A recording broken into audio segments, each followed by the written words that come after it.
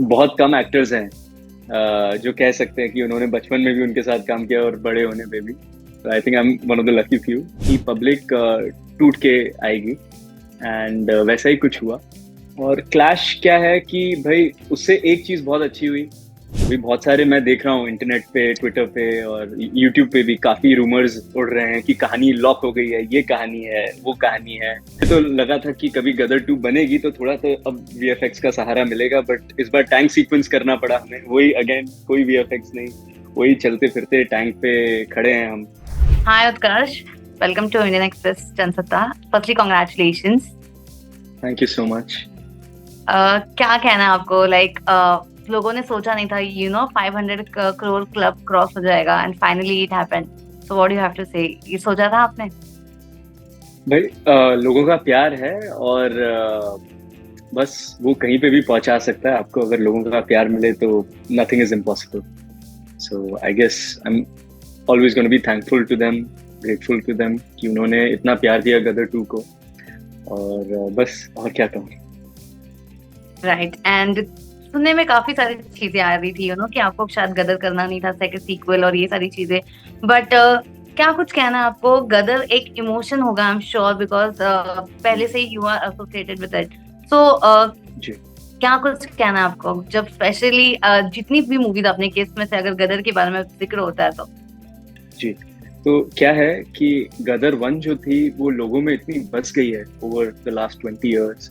And तो इस film में स्टेक होल्डर सिर्फ इस फिल्म के एक्टर्स या मेकर्स नहीं है। इस फिल्म के बहुत अहम स्टेक होल्डर पब्लिक है, क्योंकि more than investing their money they are investing their emotion in it. And उसके साथ हम खेल नहीं सकते। तो ऑलवेज हम सभी, everyone from top to bottom, everybody was always a little hesitant कि गदर 2 शुरू करने के पहले। पर जब कहानी आई तो I think we all were on the same page and सब लगे हुए थे बेस्ट बनाने के लिए और लोगों का जो इमोशंस है उसको वापस रीपे करने के लिए। बिल्कुल. I guess and that was our aim. या कितना प्रेशर था, one was such a hit and second आ रहा है सीक्वल, वो भी इतने सालों बाद. जो लोग सिर्फ हम्म। एक्सपेक्ट करते थे कि सीक्वल कभी तो बनेगा, कभी तो बनेगा, बट जी पता नहीं था कि वाकई सच में भी बनेगा. तो इतना वक्त लग गया, लेकिन वो प्रेशर कितना था कि वन जो है वो इतना लार्जर देन लाइफ था, तो इसको कहीं ना कहीं उस एक्सपेक्टेशन या उस बेंचमार्क तक लेके जाना है. जी। मेरे लिए भी अनएक्सपेक्टेड था इसका सीक्वल बनना, क्योंकि इतने साल गुजर गए थे एंड साथ ही साथ हम कोई कहानी ऐसे सच ढूंढ नहीं रहे थे। इट हैपेंड, नवरात्रि के ही दिन थे एंड अचानक शक्तिमान जी के पास एक बहुत बढ़िया वन लाइन आई एंड उससे सब शुरुआत हुई। और फिर बाकी चीजें जुड़ती गई एंड सब हो गया। बट क्या है, यादें तो बहुत हैं गदर 1 की भी, गदर 2 की भी बहुत अच्छी अच्छी यादें हैं। और सबसे अहम चीज है कि जो सनी सर के साथ 2 बार काम करने का मौका मिला। एंड आई थिंक बहुत कम एक्टर्स हैं जो कह सकते हैं कि उन्होंने बचपन में भी उनके साथ काम किया और बड़े होने पे भी। तो I think I am one of the lucky few who got to share the screen with him. Right. And इसके अलावा अगर मैं बात करूँ तो कल ही हमने देखा कॉफी विद करण पे सनी जी ने करण के साथ काफी सारी चीजें बात की अबाउट क्लैश हो रहा था विद OMG 2. तो जिससे वो थोड़े हर्ट थे बिकॉज काफी वक्त हो गया था, उन्होंने कोई हिट नहीं दी थी एंड गदर को उनको सोलो रिलीज चाहिए थी.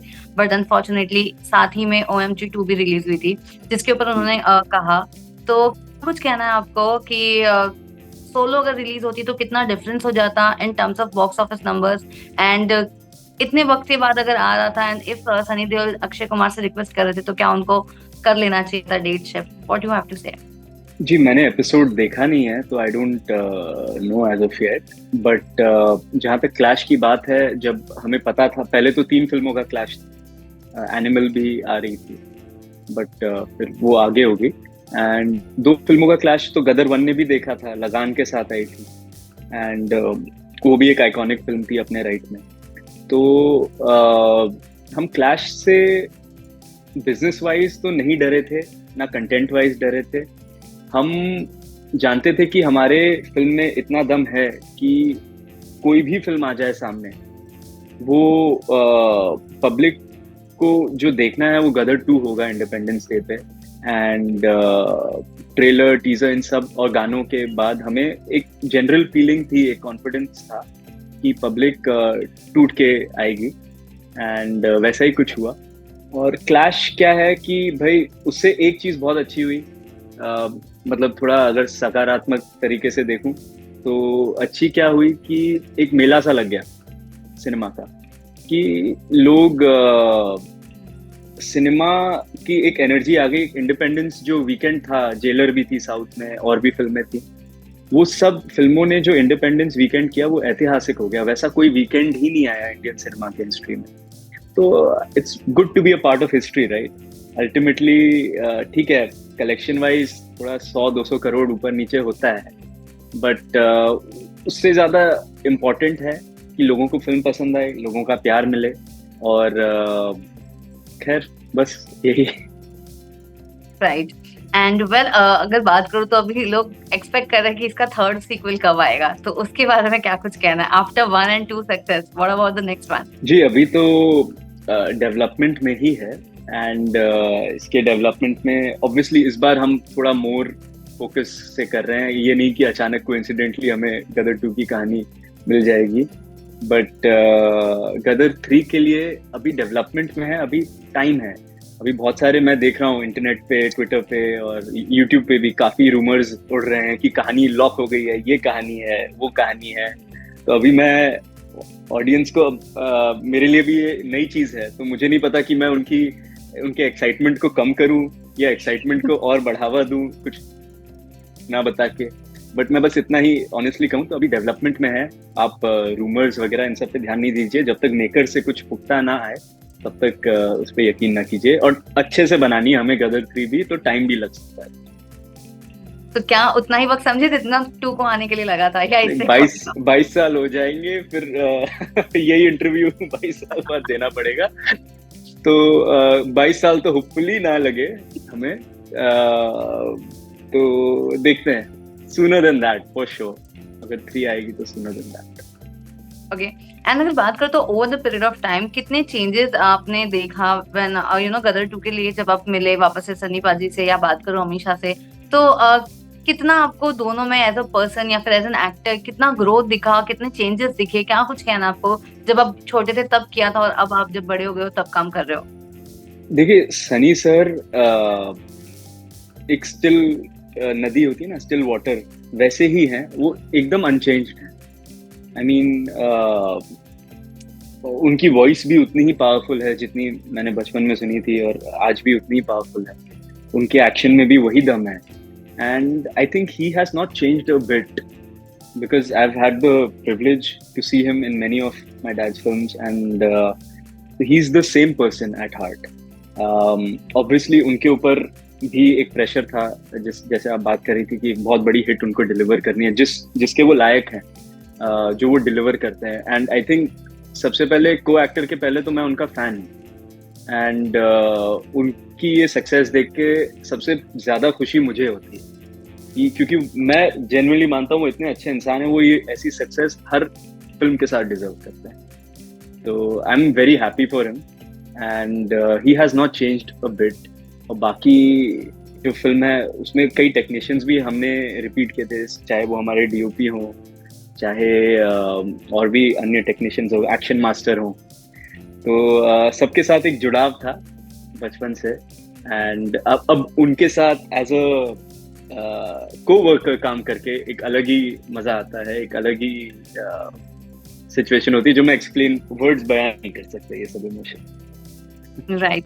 एंड दूसरी तरफ अगर बात करूँ तो मैं गदर 1 की क्या कुछ मेमोरी है और अब गदर 2 की क्या कुछ मेमोरीज है जो दोनों आपके साथ हमेशा रहेगी, the best ones I am talking about? Gadar 1 की मेमोरी डेफिनेटली वो ट्रेन सीक्वेंस था, जहाँ पे कोई वीएफएक्स नहीं था, कोई कुछ नहीं था, और हमें एक्चुअल ट्रेन पे दौड़ना था। अब ये तो मुझे तो लगा था कि कभी गदर 2 बनेगी तो थोड़ा तो अब वीएफएक्स का सहारा मिलेगा, बट इस बार टैंक सीक्वेंस करना पड़ा हमें। वही अगेन, कोई वीएफएक्स नहीं, वही चलते फिरते टैंक पे खड़े हैं हम। ऐसे एक शॉट था पर्टिकुलरली जहाँ पे मैं, सनी सर और बाकी जो प्रिजनर ऑफ वॉर्स हैं वो हम टैंक पे हैं, और साइड से 2 टैंक हमें फ्लैंक कर रहे हैं। एंड इतनी धूल हो गई थी उन टैंक से, और इतनी आवाज होती है, प्लस वो गर्मी, तो हमारे हाथ भी जलते थे उस पे रखने से। वो इतना रियल सीक्वेंस था कि आई डोंट इवन नो, मतलब वो कैमरा में भी कैप्चर होना बहुत डिफिकल्ट था, क्योंकि इतनी धूल हो गई। वो सिर्फ जो हम लोग जो सवारी ले रहे थे ना टैंक की, एक तो उबड़ खाबड़ जमीन थी, हमें ही पता है हमने क्या एक्सपीरियंस किया। एक्चुअली लग रहा था कि कोई वॉर के बीच में आ गए हैं। और दो टैंक जब आपको टक्कर देते हैं, तो जिस फोर्स से आप हिलते हो, it is very scary. So I think दोनों टाइम हमने मौत को ललकारा है, but we come out stronger, and these are particular adventures जो हम फिल्म में एक्सपीरियंस करते हैं, and we end up remembering all our lives. Right, well जैसे कि अभी आपने कहा 1 में ट्रेन हो गई, 2 में टैंक हो गया, तो अब 3 में क्या होगा? अब पता नहीं, पता लगा प्लेन की सवारी करनी पड़ेगी, क्या पता।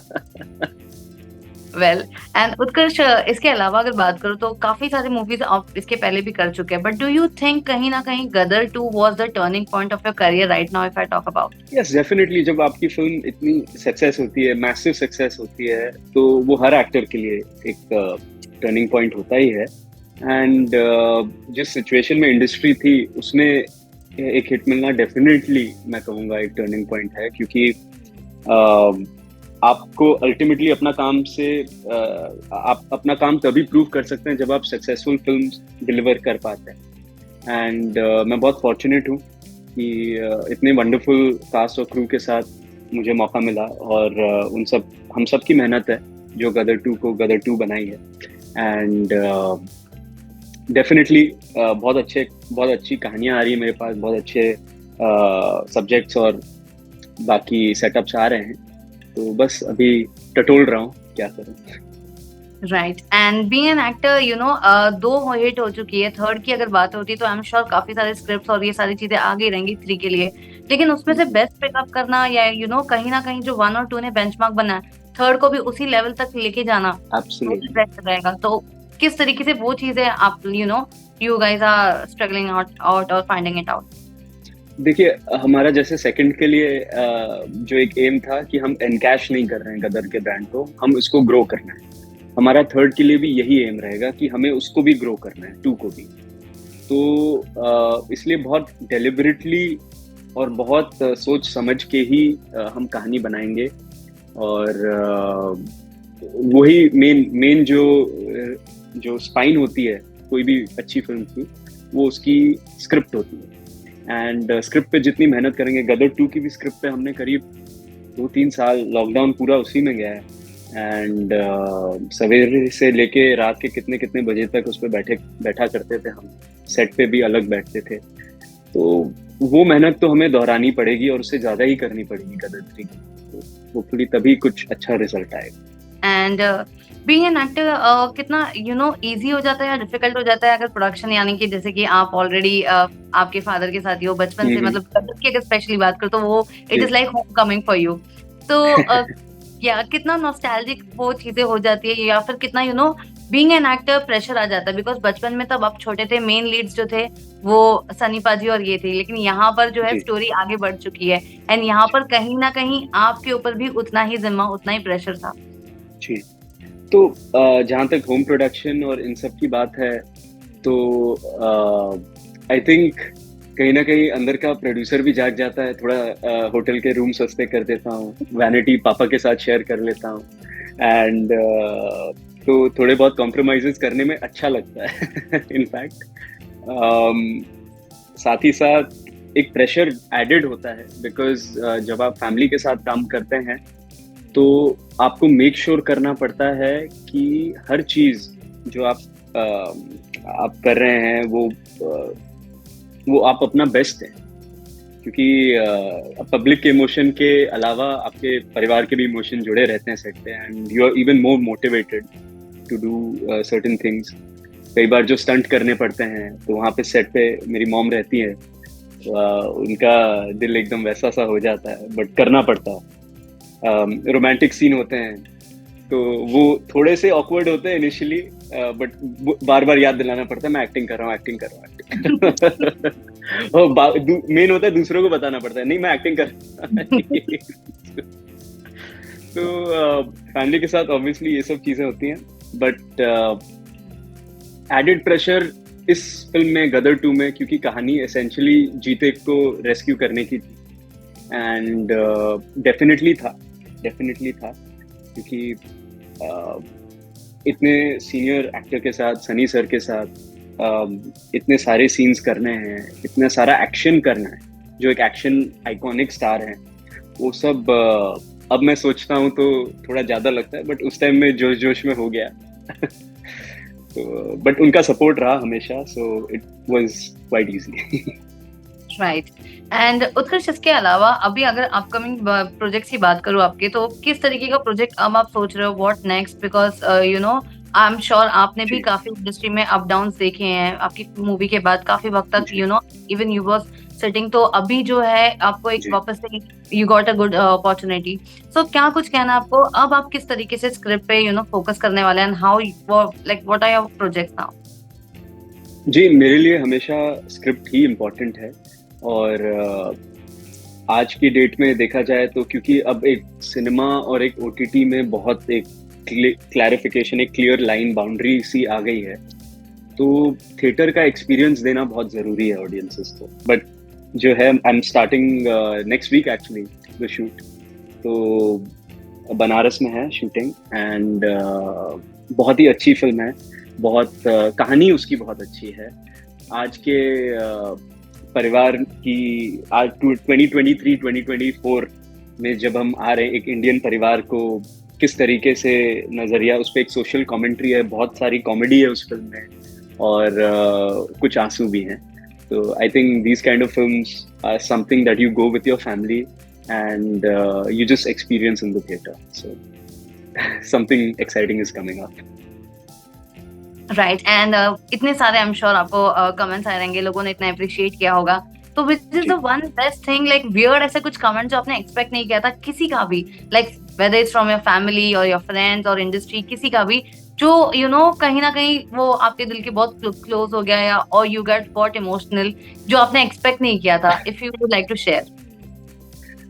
मेरे लिए सबसे मजेदार कमेंट ये था, क्योंकि जीते थोड़ा मिमिक्री वगैरह ये सब करता है, तो एक थ्रेड था ट्विटर पे जिसमें किसी ने पहले लिखा कि ये देवानंद जैसा ज्यादा एक्टिंग करता है, फिर दूसरे ने नहीं ये राजेश खन्ना जैसे ज्यादा करता है, तीसरे का नहीं ये मनोज कुमार जैसे ज्यादा करता है, फिर कहा कि नहीं शम्मी कपूर जैसा ज्यादा करता है।